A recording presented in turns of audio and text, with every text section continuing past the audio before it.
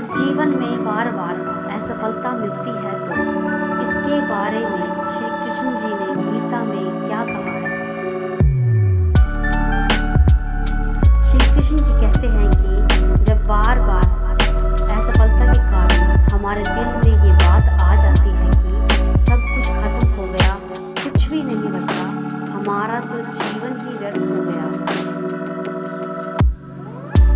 तो समझ लीजिए कि वहीं से कुछ नया बनने की शुरुआत हो चुकी है, क्योंकि कुछ नया बनने के लिए कुछ पुराना खत्म होना ही पड़ता है।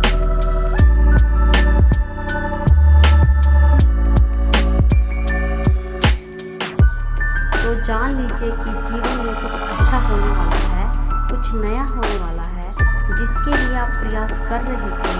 शायद उससे भी बेहतर होने वाला है। हमारी हार तब नहीं होती जब हम हार जाते हैं, हमारी हार तब होती है जब हम हार